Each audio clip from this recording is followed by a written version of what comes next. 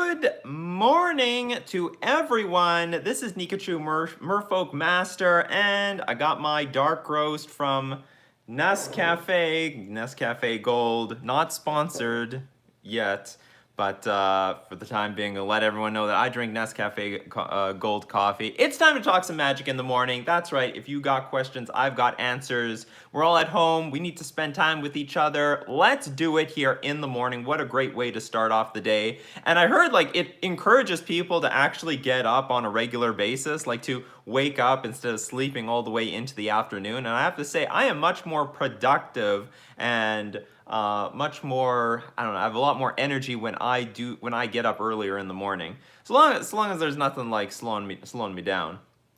And the thing to speed me right back up is my coffee. All right, so we're getting right into the stream. Remember, if you have any questions, you got to start with the 3 question marks. End with the 3 question marks. Helps me find the questions. Otherwise, I have to read through every single comment that exists in the live stream, which slows down me answering questions in the long run. But thank you. I know that this is 1 hour earlier than usual because I have actually a little bit of a busy day today. I got to do a lot of running around. So good morning, Cash Cat for Life. Good morning, Mikey J. What are you, Mikey? Are you like 13 for 13 in these streams? You might have seen every single one from the beginning, from start to end. Lassie, good morning. Lassie from Germany. Matt Gibson, good morning. Nikachu, you've been well. Oh yeah, I've been very, very well. All things considered, everything is very good with me.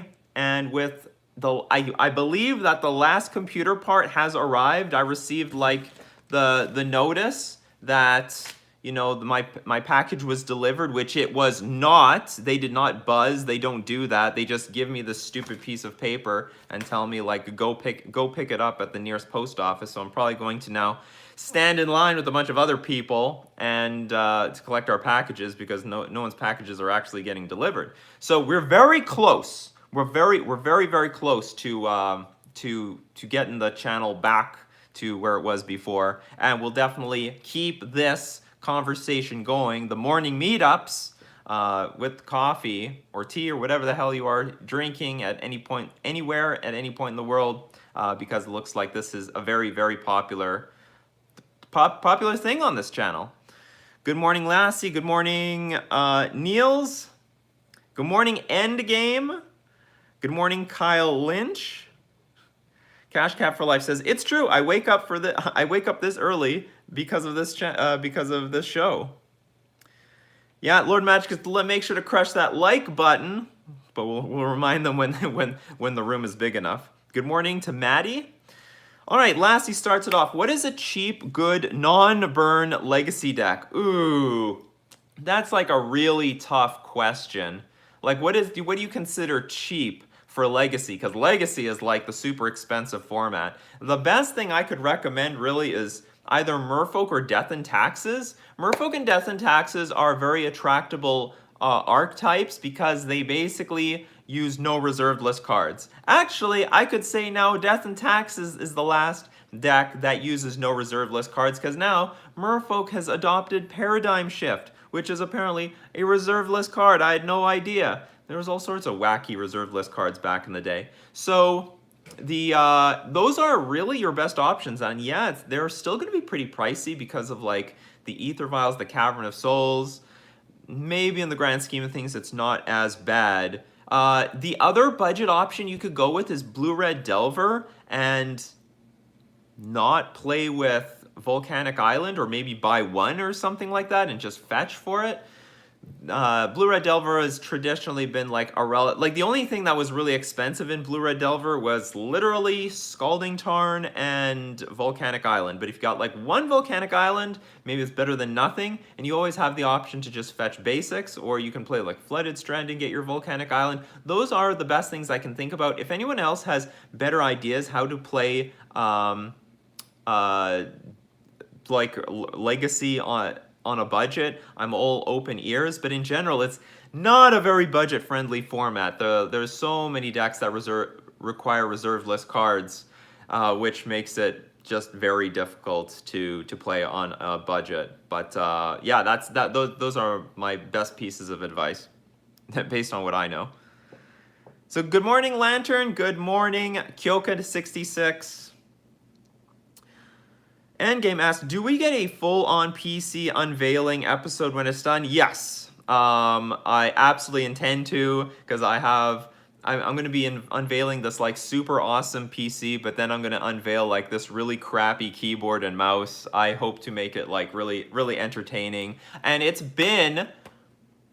I think it's been 10 years since I've done a Nikachu setup video. I think it's been 10 years. On a separate YouTube channel, I have my my setup when I was playing poker way back in the day, and I think it's been exactly 10 years because I did it in 2010, so it's 2020. I would love to show my like setup for, you know, for the year 2020. So I will absolutely have a setup video. I hope I can do justice on the computer hardware, because like I don't know that much about computer hardware, so I'm going to do the best I can do.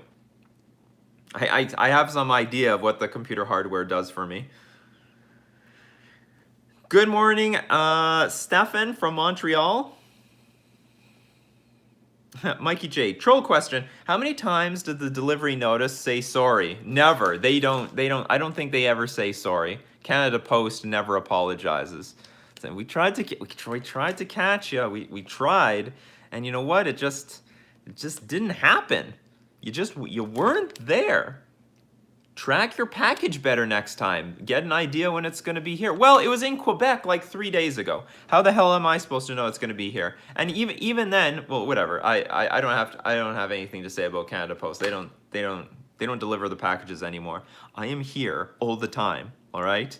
You can't say, oh, you were at work or something. You're not even buzzing. You could at least buzz the damn thing while you're delivering the other mail. Blake Lindenberger, good morning. Got the coffee and ready to go. I also have my coffee, my delicious coffee. Delicious, satisfying dark roast from Nescafe Gold. 1 month, Nescafe, 1 month. And then after that, I'm just going to say all my coffee comes from McDonald's. Also not bad coffee. Good afternoon from the UK, says Greaseballs. Good morning, Thomas. Good morning, the Cody Hope. Good morning, Farron. Oh, Mark Schmidt, Mark Shoot says, Legacy Death Shadow without the 2 underground seas. Great. That is a great suggestion. So for Lassie, that is a really good suggestion. Legacy Death Shadow without the underground seas, because that's not necessary. They actually want to fetch into Watery Grave to reduce their life total. That is a fantastic budget option. I totally forgot about that. And saw play at the Pro Tour. That was one of the premier decks at the Pro Tour at the time. Did not really gain traction after that. I don't know why they played it, maybe for surprise value, but it was very impressive what it did. So actually that might be the best build. And unfortunately, lastly, I do not know how much Legacy Death and Taxes costs. You would just have to look it up on MTG Goldfish. Just go to MTG Goldfish, go to Metagame, go to Legacy, find Death and Taxes, and just get an idea of what the lists cost. It's not going to be free, but it does not have reserved list cards. Greaseballs86, when do you choose Mirror Regery over Master of Waves if you do? Great question. Master of Waves is a card that helps me beat burn decks, prowess decks, and also if I just need some bomb in some sort of creature-centric metagame. For example, it can be useful against humans, can be useful against Death and Taxes type decks. I take it out when the format is really fast and I need to race people. That's when Mirror Regery is like much more important. So if I need to kill people by turn 4, there's like a lot of combo decks. We're talking Amulet, Ad Nauseam, maybe Infect. Racing is just important. I don't want to have Master of Waves because it's just like a really expensive card with no point to it. And like these days, like everything kills Master of Waves. Master of Waves is not nearly as strong as it used to be. So I'm really only going towards it if there's a lot of attrition-based decks where just this, okay, 2 reasons. I want to bring it in when there's a lot of burn and now a lot of prowess, because at least, the pro red is meaningful and can either stabilize the board or help attack for the win when I'm at a low life total. And I don't mind it when, Death Shadow and Jund, those black-green X decks, are really on the rise. There's a lot of answers to Master of Waves, but unlike a random Lord, Master of Waves can put a much larger presence just in one card. So if I exhaust my opponent's removal and the last thing I play is Master of Waves, it's likely to get like 1 or 2 tokens, and that will put my opponent under enormous pressure at that point. So it's still valuable in those matchups. Stefan, any opinion on Yorion? Is he as egregious as Lurrus? I would say so. So Yorion might be more powerful than Lurrus. It's just that not enough decks can abuse Yorion. Because with Yorion, it's not like you can grab any random 1-drop or 2-drop. Like when you build your deck with Lurrus, everything in that deck you basically can grab from your graveyard. But with Yorion, there's like no point in having it unless you can blink to get value off of it, which you can do in like the Bant Snow deck. So like blinking Ice Fang Quaddle, blinking Uro, blinking your Planeswalkers, blinking Snapcaster Mage, all of these things can get you value, get you more cards. So like if you've just got like, for example, even 3 things on the battlefield that will draw you a card, you just blink all 3 of those things and boom, for 1 card, it's like Ancestral Recall in some sense. You could go minus onto Fairy Time Raveler, bounce something, you drew a card, and then you blink it and it's reset back to what it was before. So you have the ability to bounce another thing on your following turn. So Yorion, I think, is a very brutal card, and if they just ban Lurrus, it's very likely we're going to see a huge rise in the Yorion control decks, or decks that try to abuse Yorion, like Soul Herder, for example. I don't know if people can hear it, but Chubby Meatball is just running back and forth like the wild coyote. Wily Coyote, where's the Roadrunner? Where's the Roadrunner, Chubby Meatball?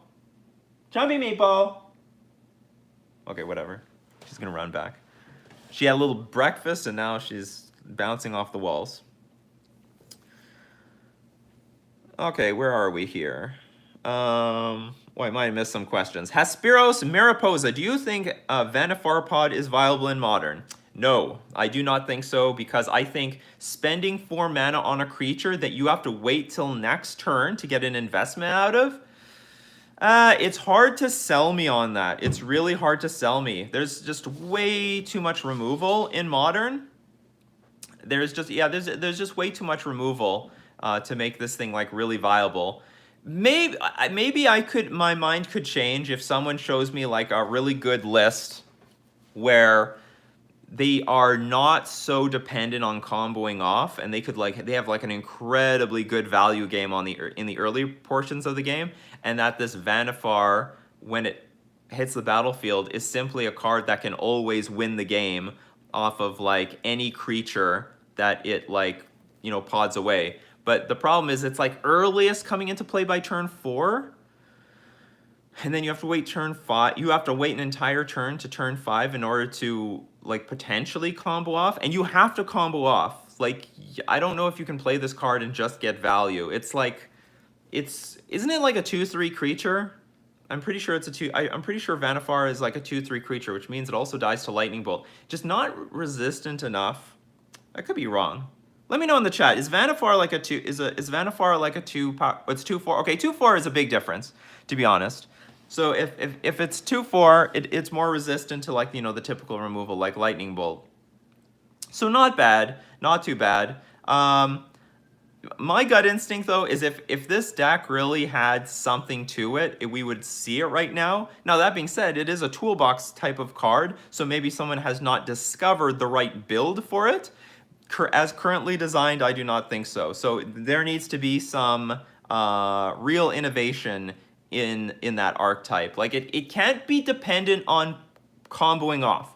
That would be my clear design philosophy with Vanifar Pod. If you're playing with Vanifar, it has to be like your plan A is like really good. plan B is comboing off with Vanifar. So like you go with your plan A, you're attacking your opponent, you're interacting with creatures, and you make it really hard for your opponent to stabilize. Then the moment that they think they have stabilized and they've exhausted their resources, boom, Vanifar hits the battlefield and is threatening to combo off on the next turn. But if your plan A is the Vanifar and your plan B is just a bunch of random dinky creatures, that I'm not sold by, just because Vanifar is still pretty vulnerable and the combo is just so slow. Whereas if your plan A was some creature, like I don't know, basically, I don't want to say something like Hate Bears or something,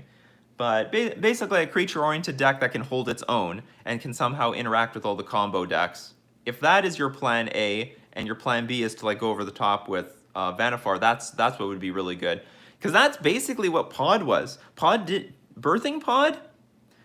I mean, sure, Birthing Pod was a sweetener. That deck was still very good without Birthing Pod, which is why people were still playing that combo after Birthing Pod got banned. Like, well, not the combo. They were still playing with the creatures. They still played turn 2 Kitchen Finks, and what else did they have? They still played Siege Rhino, which was in Pod at the time that it got banned. So, like, the plan A of Birthing Pod was great. It was really strong. And then when you had Birthing Pod, that's when like things got really out of control and went really over the top and potentially could combo kill the opponent. That's how I see Vanifar. It cannot be plan A. It's got to be plan B. So someone's got to design a good plan A deck that fits that card in it as well. Niels Nielsen asks, what sleeves do you use and do you recommend using those? So at the moment, I'm using Dragon Shield. I use Dragon Shield Umbers, which I mean, is the only brown sleeve I can enjoy. But I have to say, I don't really like the really rough texture on the back. So right now I'm using Dragon Shield Night Blue, I believe it's called. And I do like them. It's a smoother Dragon Shield. And what can I say? I have nothing bad to say about Dragon Shield. Very durable sleeves. Love them to bits. And shuffles well. Doesn't get dinged up any more or less than any other brand. Really durable. Very big plus to Dragon Shield sleeves is that they don't get dirty on the back, so like the sleeves never really look marked or anything like that. Because after you're handling like cards all the time, if you have like any sweat on your palms, they eventually start developing dirt on the cards, but not on the backs. I don't know what they designed the back of the sleeve with, but it's like basically sweat resistant. Nothing will stick there. So I do recommend it. I do recommend it a lot. Been using those sleeves for years now, some sort of Dragon Shield. But I just recently moved to the Night Blue from the Umbers. But I'm very happy with them. Very happy with both, really.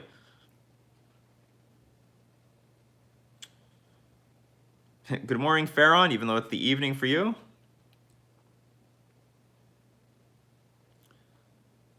Let's see. Mikey J, real question. Can you go over the best ways to sequence Spreading Seas? So let's see. So in attrition-based decks, okay, how about this? Against control decks, if I want to play Spreading Seas, I generally want to try to do it when they tap out or on my second main phase when it's more likely that they're tapped out.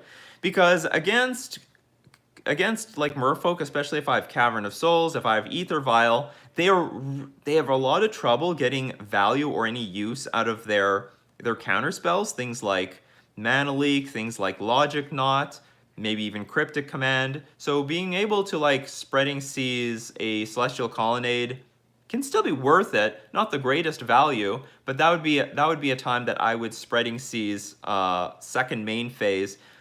Because if I go to my attacks and I get my opponent to like use some removal or Snapcaster removal, get them to tap out, now I can guarantee that I can resolve that Spreading Seas in the second main phase.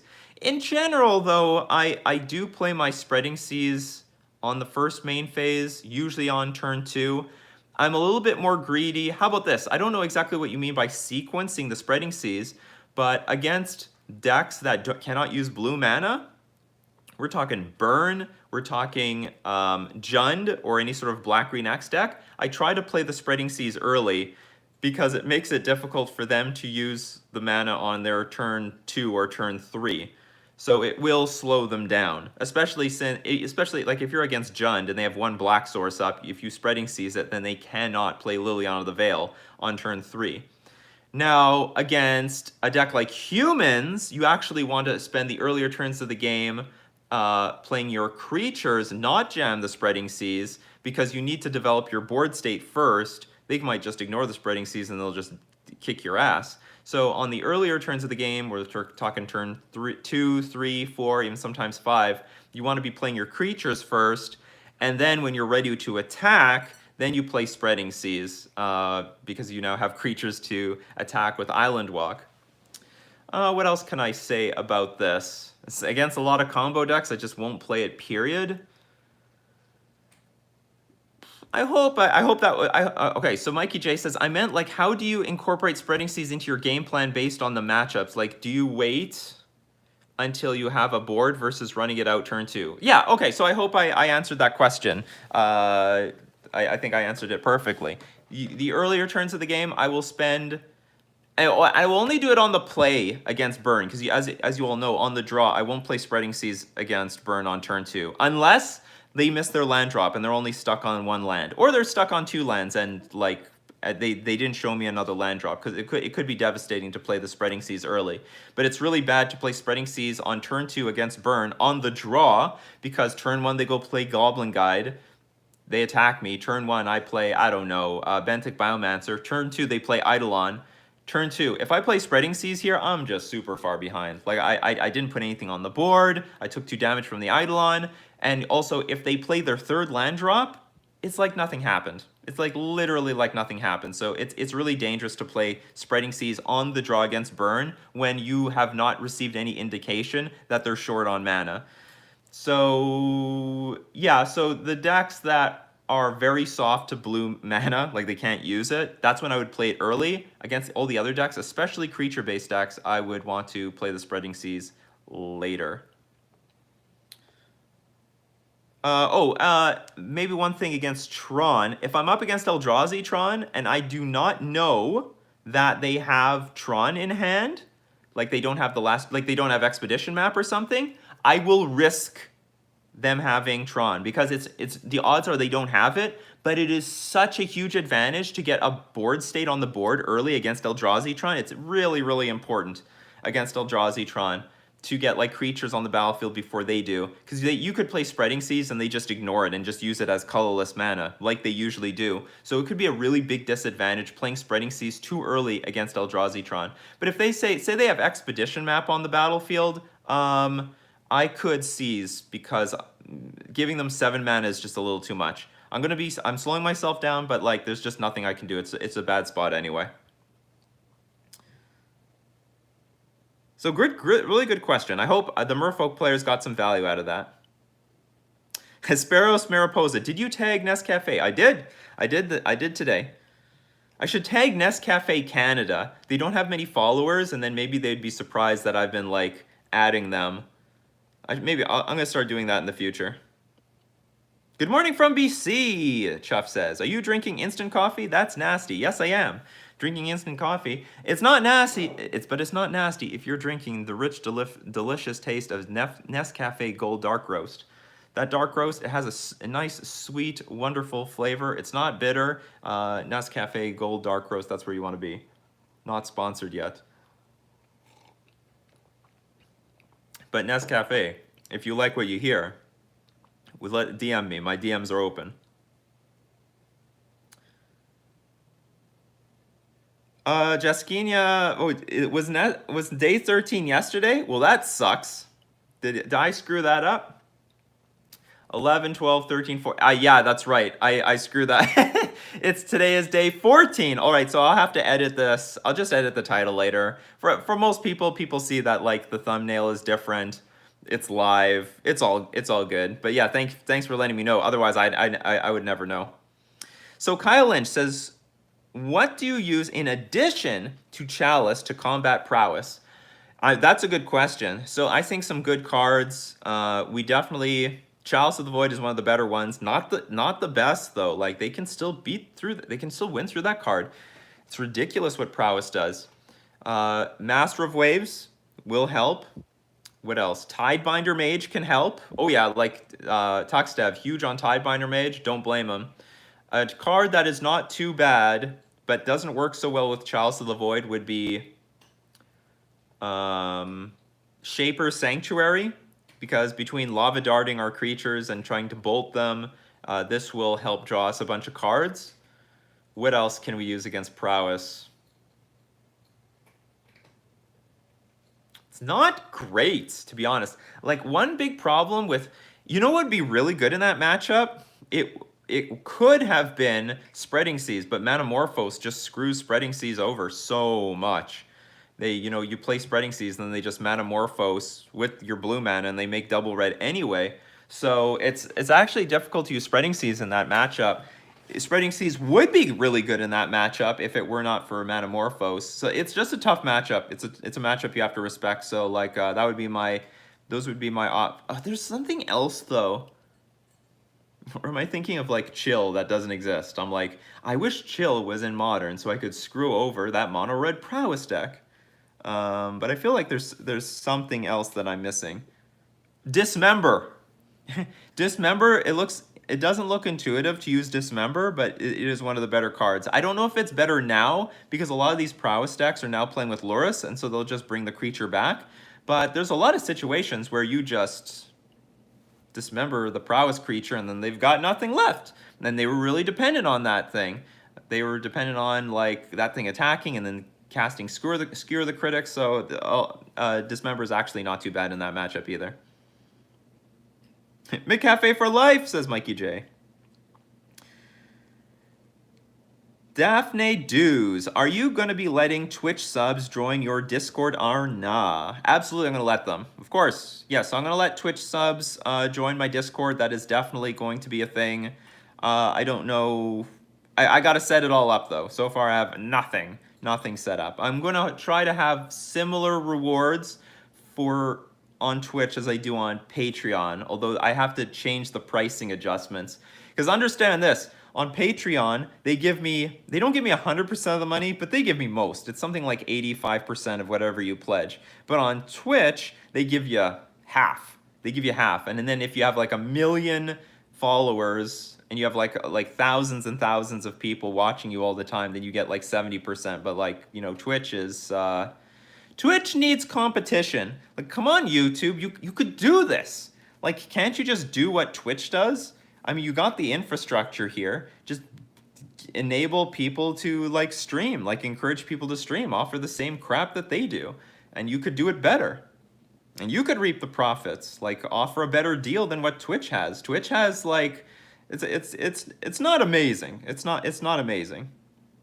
But whatever. It's still something. It's Twitch. I'm gonna enjoy diving into Twitch. All right, we got super chat. Thank you, Lantern. Lantern says enjoy the coffee. I am enjoying the coffee. My coffee's awesome. I'm absolutely and with that super chat, that calls for another sip of my delicious coffee. I'm not gonna lie. So although like I have no idea like how good financially Twitch is. I have a feeling it's abysmal, but I am excited to finally dive into Twitch, just an area of social media that I've never been part of. And then now I see with how these mornings go, it's probably going to do relatively well because of how engaging this is, and actually there seems to be some need for this sort of content. So in addition to these morning streams, I'm going to have gameplay, but I'm going to definitely keep up the morning discussion stuff because, well, first off, no one's doing it, and I like to do things that no one else is doing. I don't want to be the 50th person to draft a Korea, if you know what I mean. And wouldn't it be cool if we start having guests on this thing, on the morning show? I think that would be great. If you like the idea of guests, like other masters coming in online, to talk and maybe answer questions with me, I think that's going to be cool. So I have like a lot of cool ideas that I would like to execute for this morning show. So I can't wait to do it. A lot of possibilities. The possibilities are endless. Lassie asks, are the cats here? Well, there's one sleeping on the table, and I don't know where Chubby Meatball went. Chubby Meatball just bolted.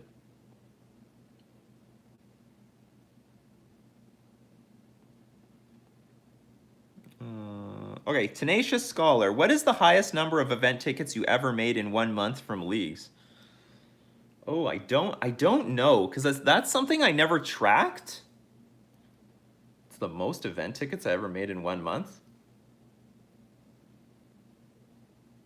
I'm throwing out a number, like I don't know if this number is accurate, but maybe 300. And I'm not a grinder. Like if I grinded, maybe I could make a lot more. But I'm definitely, between YouTube and school, I'm not a huge like grinder like a lot of these people on the trophy leaderboards.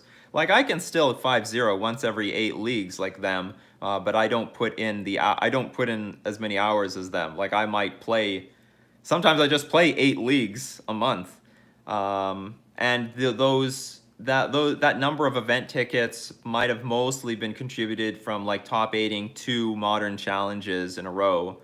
But I can't. Maybe it's more than 300. I don't know, but it might be around there. It's definitely not anything big because I've never like really dug in and like grinded Magic the Gathering online for like 1 million tickets. So maybe my number is like completely off. I would have to like look back. What was like a 3rd place finish and a top 8 finish worth in within a month, plus I don't know, some 5-0 finishes. So maybe it's only like 150, for example, or 200. Maybe 200 is a better answer. Oh, just let everyone know. Remember, if you want your questions answered, 3 question marks before the question and 3 question marks afterwards makes it really easy to find the questions, and I don't have to read through every single comment in the chat, so that it makes it so I can answer as many questions as possible through the live stream. Yaskinia Maustva, don't you think it's a bit cheeky to release a card Thirst for Meaning featuring Merfolk on the art? Hilarious. Not only is that cheeky, they went really over the top with that Merfolk that turns into a human. Like that has such deep meaning right there. What was the Merfolk card in Throne of Eldraine that turned into a human? The Little Mermaid card. Someone's gonna give an answer to this. Like I don't remember. But like the point, wishful Merfolk, wishful. So the Merfolk wishes it could be a human. Wow, what a backstab, what a stabbing to the heart, you know? And not only that, the Merfolk is useless. And when it transforms into a human, at least becomes useful. So like there is all sorts of meaning behind that card. I thought that was like the cheekiest card that they have ever printed that were a Merfolk. But I totally get you as well. Yeah, I totally remember that thirst for meaning as well with Merfolk in the art. It's as if we are looking for our purpose in the world.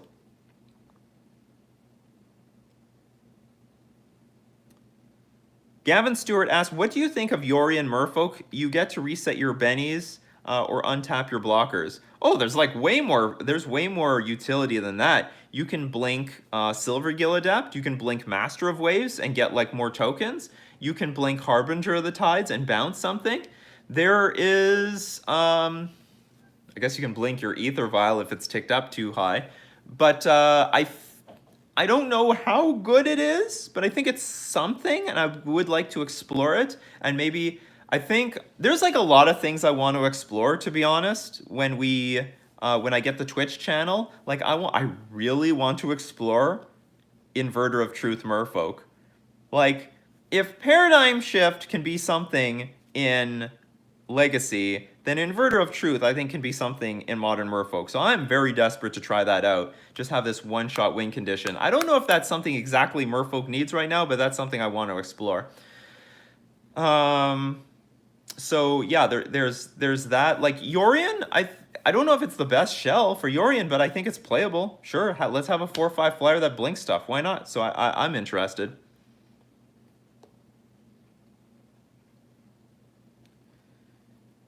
Burned Bee, hello Nikachu, still voting, working on that sweet Nescafe sponsorship. Yes. Oh, Lassie asked, do you have kids? I do not. 0 kids. But what I was a little bit concerned about how my channel would be the day that I have kids. What's, because you always have to think about the long run. What's going to happen in the long run? I'm like, when I have kids, like how easy is this going to be? Like the baby's going to be crying, it's going to be in the background. I don't want to be one of those streamers that you can hear the crying like babies in the background. Like that's awfully annoying. You know, you can tolerate your own child crying, but it's hard to tolerate anyone else's child crying. To anyone who's ever been on an airplane with the crying crack baby, I call them the crack babies because they do not stop crying throughout the entire flight. It's really annoying. It's super annoying, and like a baby can cry at any moment. But thanks to the new computer that I'm gonna have, it's got RTX Voice, which is a program, an application that is going to cut out all noise, all background noise. Only my voice matters. Anything going on in the background is going to be nullified. So that actually makes it possible to like record videos, and then when I have time, I go attend the baby. So I don't have any kids, but thanks to modern day technology, I think more streamers can have kids without ruining their stream. Lassie says, who is your favorite non-Nikachu YouTuber? Who's my favorite YouTuber? Never really thought about that. Who do I go most often to?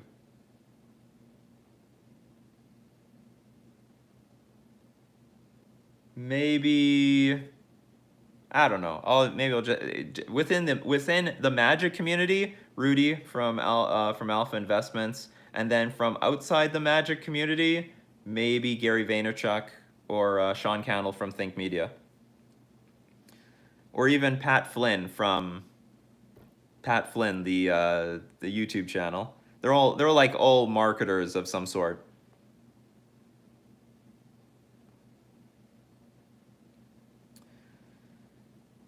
Lassie, can I be a mod, and how? All right, you still stick around, and maybe I'll make you a mod. I have enough mods for now, but if we find that I'm going to need more mods in the future, hit me up.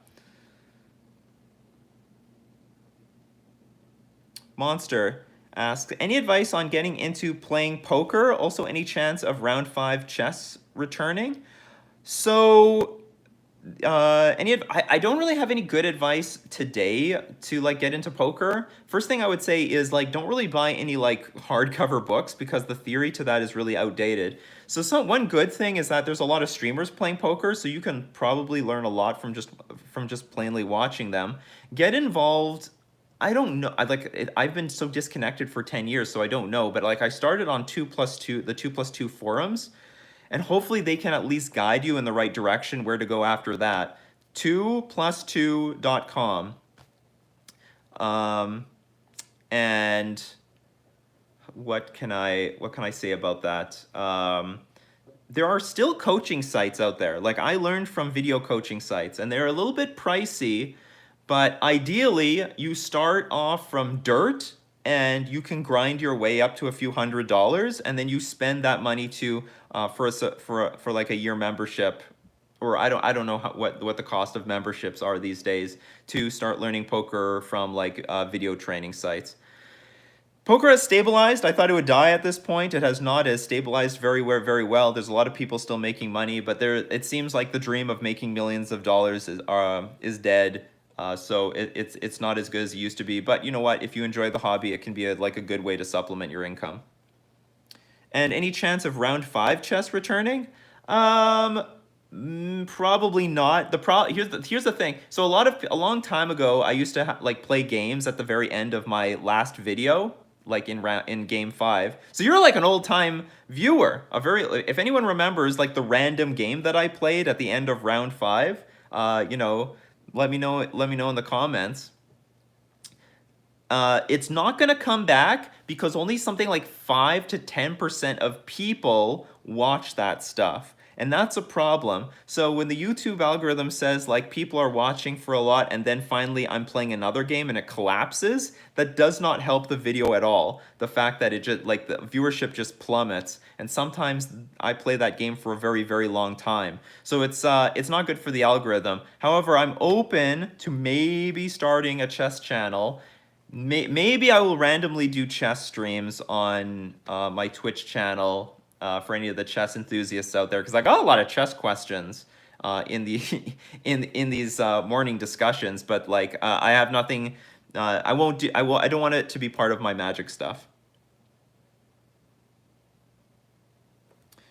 Lassie asks, are shock duels a good alternative to OG duels in non-Death's Shadow? Of course. Yeah, like so, and like it does the same thing. If it was MP, it would still do the same thing. So yeah, you don't need the OG stuff. It's all good. Oh, you mean well in non-Death Shadow decks? Oh, I got your question. I got your question. So can we play shock lands in decks that are not revised? Can we play shock lands to replace revised dual lands in the non-Death Shadow decks? I would say no. Like, I would just say no. I think the closest thing you could do is maybe play an Arkham's Astrolabe deck, where you don't really need dual lands, you just need Arkham's Astrolabe. It would be just a gross disadvantage that you're taking 2 damage from your lands than the other decks. In Legacy. Legacy is a bit too... I think Legacy is a bit too sensitive for that, but you know what? Any Legacy players that are willing to help Lassie out, you know... give their opinion if shocks are playable, you know, playable. Can you go 2-2 in a league with like shocks and stuff? Oh, apparently Astrolabe decks still need a lot of duels, but we're talking like on a slightly on a budget here. Can you live without them? Can you live off of what's it called? Fabled Passage and so on. Prize Fighter, how likely is it that blue-green Merfolk will make a comeback? Very likely. Very, very, very, very, very likely. I think Simic Merfolk I think Simic Merfolk is the default best build. I think Simic Merfolk by far is the default best build for Modern, and I think now in a pending the metagame, you go mono blue. Pending the metagame, you go blue white. Pending the metagame, you choose some other color, but by default, I would go Simic. Cash Cat for Life asks, who would you choose, Soul Guide Lantern over Relic of Progenitus? Can you say hi to my kitties, Dante and Newman also? They're lying in front of the TV watching you. Dante Newman! Hello, good morning. Good morning, Dante and Newman. So, would I choose Soul Guide Lantern? I would overall choose Relic. I think Soul Guide Lantern is only playable right now because of Lurrus, because you can recycle the card. You can't recycle Relic of Progenitus over and over again. So I would choose Relic overall, because you get to choose when you exile the graveyard, and against most of the decks that you want to exile the graveyard, typically the control decks, you're going to have the mana open for it anyway. I mean, there's going to be some situations against like Dredge where you're really going to want to crack this thing early. Right now, my preference is for Relic, though. Eric Prissig asks, do you like Wizards of the Coast new mentality of printing extremely powerful cards in Modern that they know that'll be banned? Well, here's the thing. I don't think they know that they're going to be banned. Like, I think this is just an experiment. For some reason, they thought Oko was fine. You know, they play tested in Standard and like, yeah, this thing's okay. And then turns out it's just completely busted in Standard, completely busted in Modern. I don't know if I like the mentality. Okay, so here's the thing. I don't like them printing overly powerful cards. However, I do want them to ramp up the power level of the crappiest cards. Like, I want the commons to be like something. I want uncommons to be like at least remotely playable in formats outside of Draft or Standard. You know, there's like so much junk that they print. Like, when they make a card for Draft, they should ask themselves, does this have a rat's ass chance of seeing play outside of Draft? And if the answer is no, then they should redesign it to be something else. Like, I don't know, like that's basically what I have to say about that. But I don't like the idea of taking like the best cards and making them super powerful. I want them to take the lowest end cards and make them playable. I'm not for like making the top cards overly powerful. Kyle Lynch asks, if we were running Snow Islands, could we see Winter's Rest in the sideboard? I don't know what that is. I'm gonna have to look it up.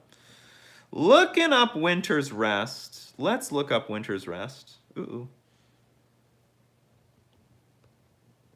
Winter's Rest, MTG. I never thought about any cards that can abuse Snowlands. Winter's Rest, an aura for a blue and a generic. Enchant creature. When Winter's Rest enter the battlefield, tap enchanted creature. As long as you control another snow permanent, enchanted creature doesn't untap during its controller's untap step. I think it's too clunky and slow.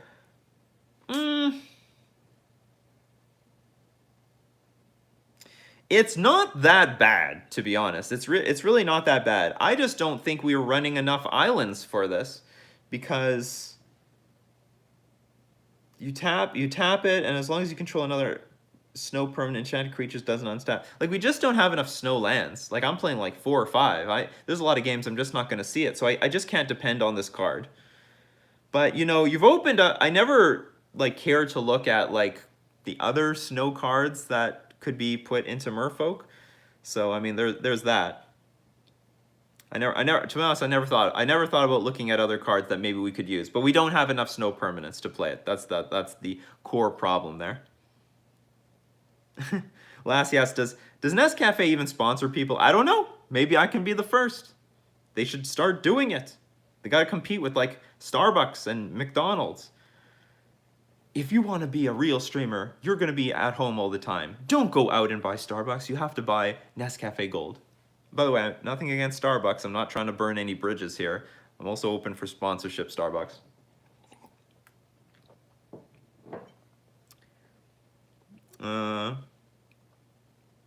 Tim Goya says, why pay you to do something you're just doing for free? Because I said, I'm doing this for a month, and then we're cutting it off.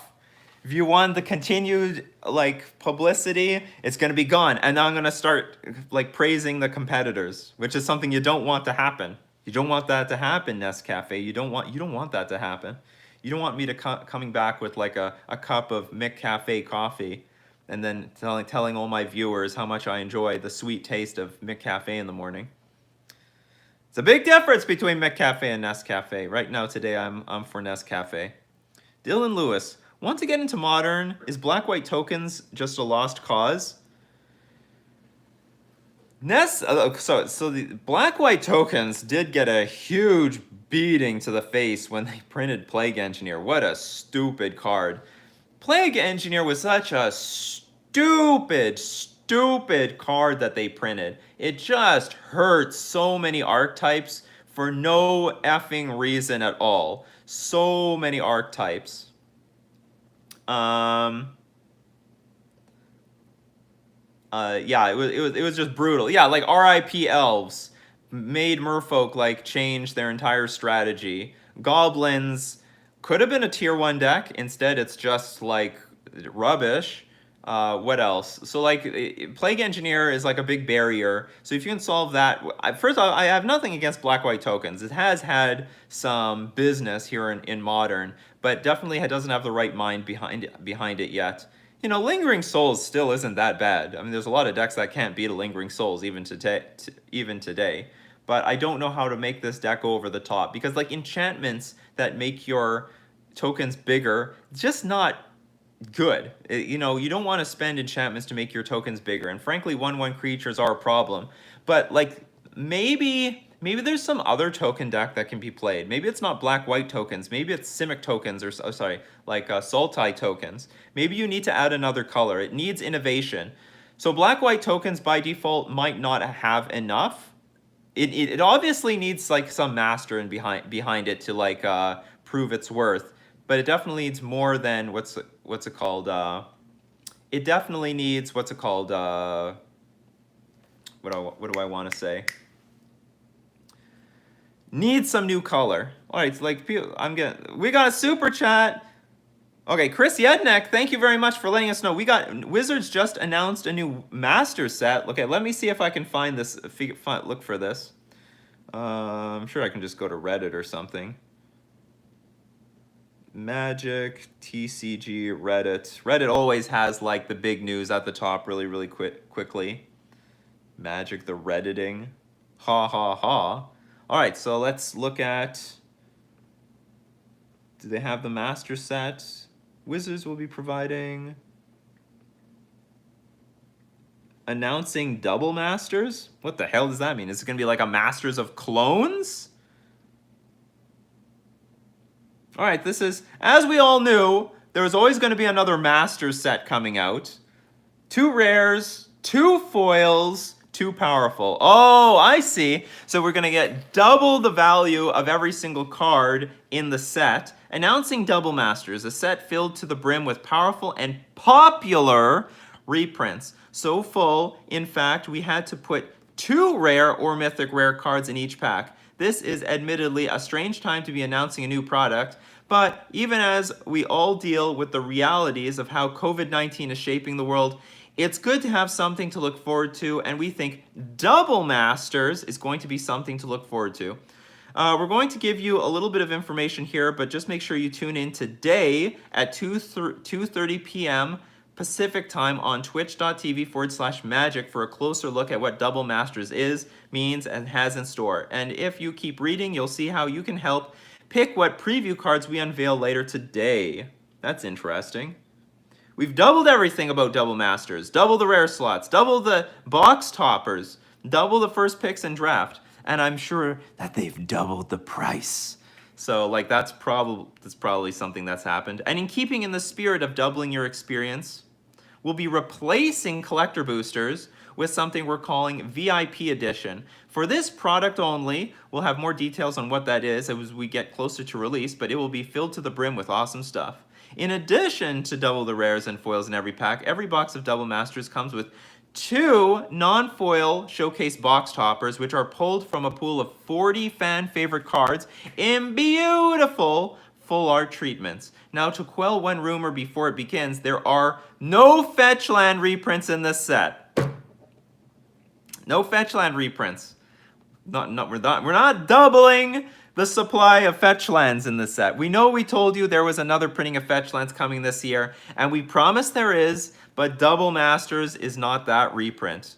R.I.P. fetch lands. You will, however, be able to snag sweet cards like appropriately Doubling Season in Double Masters. We leaned into the doubling theme a bit, and because you like it so much, we'll even show it to you now alongside the ultra snazzy box topper version. Oh, they got a sweet, like Ikoria looking box topper Doubling Season. Okay, hold on, I'll try to show it to you all. So here's the new arts. Too bad it won't focus very well, but you see the cute little snapping turtle dragon looking Doubling Season on the right. Looks good. And if that's not enough of a teaser for you, head on over to @WizardsMagic to vote on which 4 mystery cards you'd like Blake and Steve to preview this afternoon. How do you vote on a mystery card? How do you vote on something you don't know what's going to show up? It's like card number 1, card number 2, card number 3, card number 4. Don't worry, we promise that we're going to keep like the cards consistent.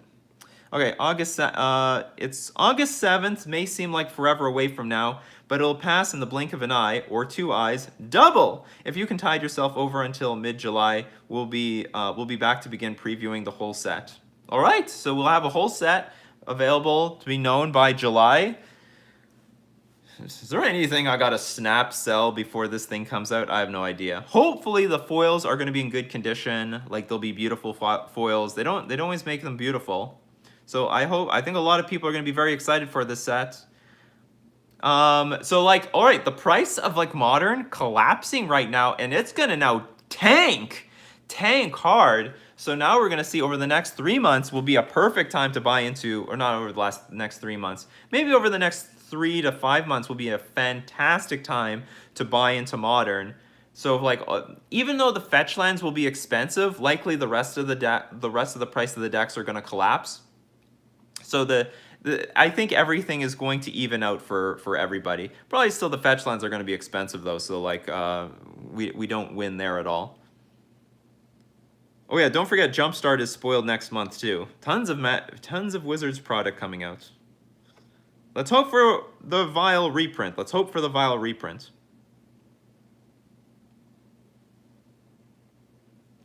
Let's see.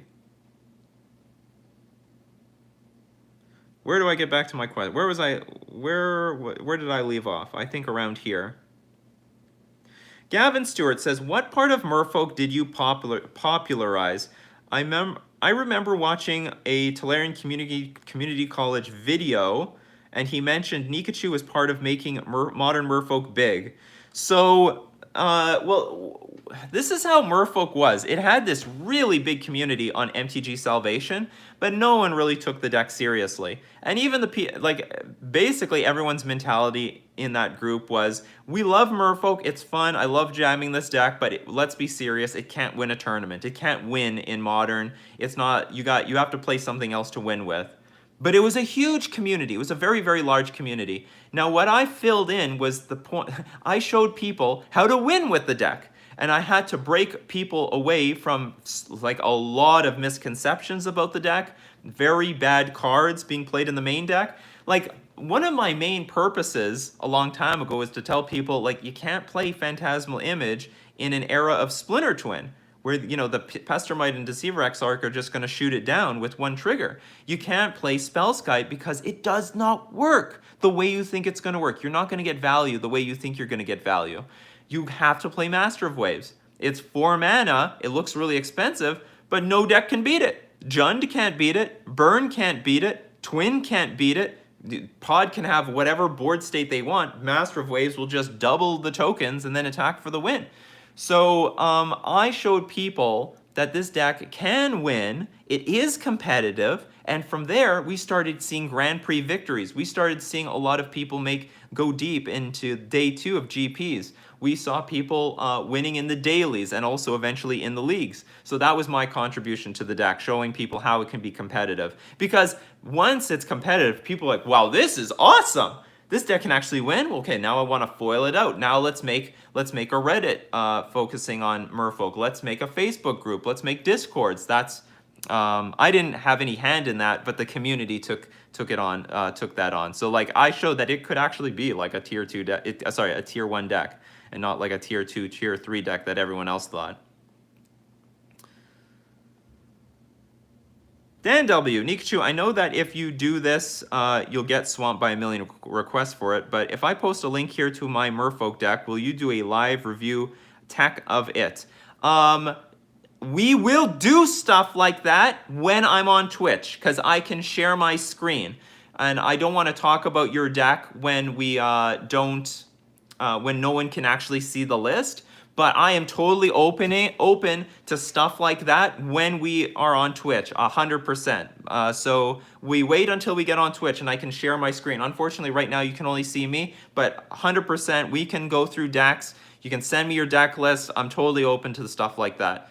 The things that we can do when I get my new computer, it's endless, and I'm really excited for it. I hope everyone's excited for it. Send me your deck list. It doesn't even need to be Merfolk. Heidevolk Lagu, hi there Nikachu. How do you explain Simic Merfolk is doing good in Pioneer, recent top 4, whereas almost everybody says Merfolk can't be competitive in that format? So like once I would have to see the list. But in general, like even when I was playing Simic Merfolk, it was very hard to win with it. Maybe the metagame's changed enough that it's playable. Maybe I would have to re-explore. But it's missing a Lord, which helps push damage. So if it can consistently top 4 in Pioneer events, or it can consistently go deep or consistently get 5-0s, you can totally change my mind. But we got to do better than once in a while putting up a result in Pioneer. Because if you can't push damage, like by default, you need to be able to push damage. And we only have one Lord, Merfolk Mistbinder. We don't have another one. If we had Mare Regery, Merfolk Sovereign, anything, give me something. Some sort of like Shapeshifter Lord for 3 mana, I would take it. Then we could take Merfolk to like another level in Pioneer. But as is, well, let's see. Let's wait for more results. If there's more results, I will be proven by results. That's how I am. If you show me the results, you're going to make me a believer. There's a lot of decks that I thought looked like absolute rubbish, but, you know, it got results, and hey, it's a real deck. It's just like Bogles. If I see 150 with Bogles, I don't care. But if I see Bogles the next 50, and the next 50, and the next 50, then I'm like, oh, there's maybe something here. And then it top 8's a Modern Challenge. All right, Bogles is back in Modern. That's how I see it. Nick Barth says, how would you build Modern Lutri Merfolk? Like, they're non-bows, because like Merfolk, like if you have to make it a singleton, then you're always playing with a bunch of Merfolk and you're not playing with any like instants or sorceries to double. I mean, I have no idea. I don't know, something with Talrand in it, so that when I draw this Talrand, I can actually like get some value off of all the instants and sorceries that I've cast. It's like a complete non-bow. I don't know how to build it. It would be a total troll deck, that's for sure. Gavin Stewart says, so with RTX voice, does that mean we won't get to hear your brother's commentary anymore? So there is a degree, apparently, to how strong I can set it, and we'll make sure that my brother is still heard. Somewhere, maybe in the close future, I could be open to giving my brother his own microphone that he can talk into very, very closely. So maybe that won't be an issue. Like, let me know, how easily do you hear my brother? Maybe I will get another microphone specifically for him. Because now I have like this supercomputer, maybe there's like so many things that are on the table that we can do that I could never do in the past. That I could never do. Yeah, so if he's pretty quiet, we can increase his voice for future streams. So I know he's like definitely somewhat off into the background, but so maybe I can include another microphone. All right, 3 more questions.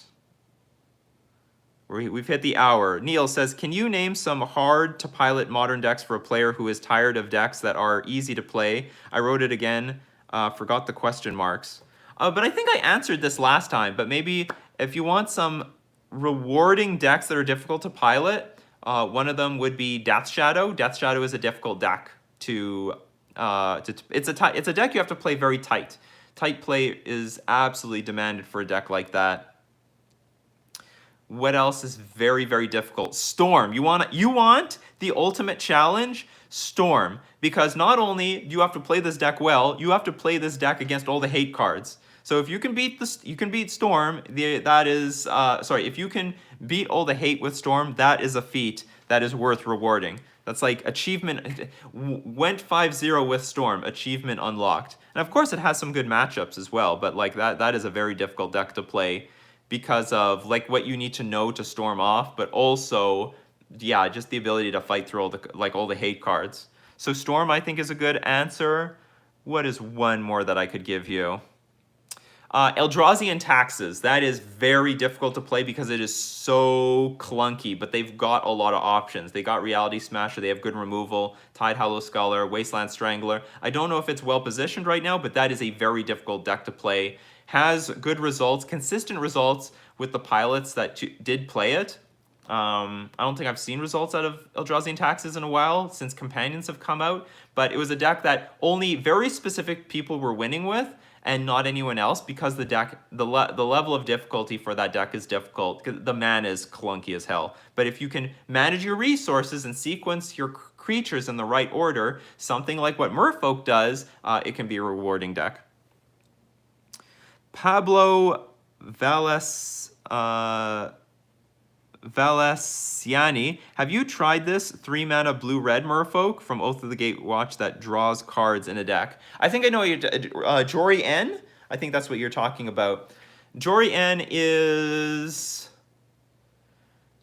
I've never tried it because I think it's just a win more card. I understand the appeal of this thing, but like, I've never tried it because I think for 3 or more mana, I would prefer to play other cards that are much higher impact, are much higher of impact. All right, so for our last question,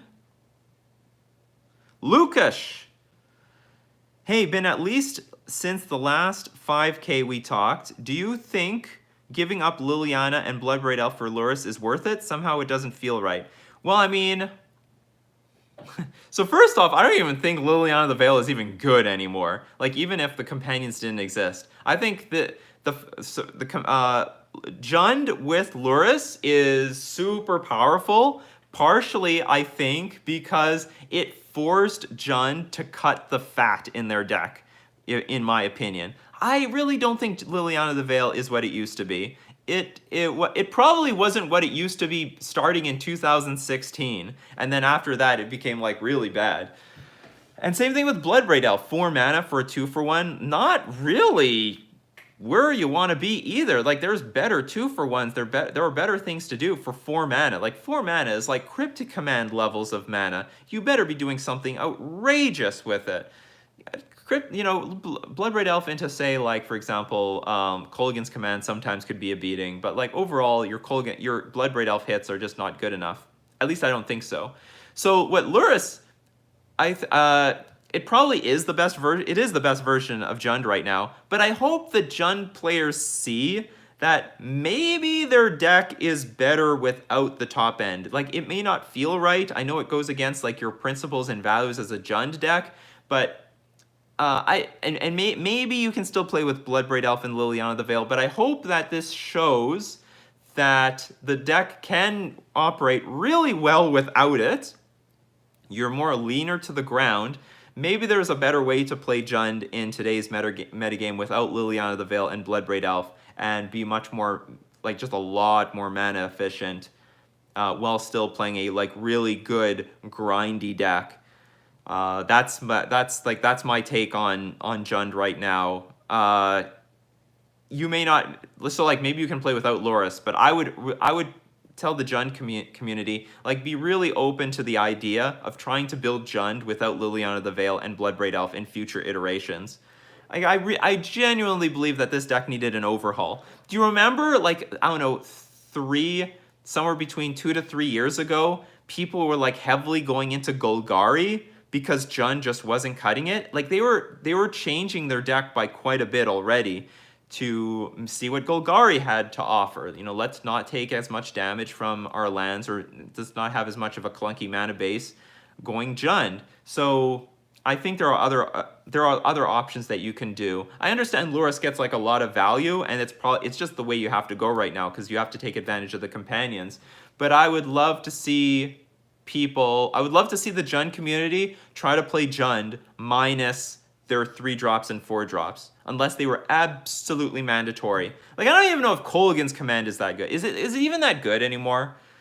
Like, maybe, but there's gotta be like more impactful things these days. I don't know. Maybe it's still good. Maybe, what do I know? I'm just a Merfolk master. Okay, let's have one more question. Hoonster Meow.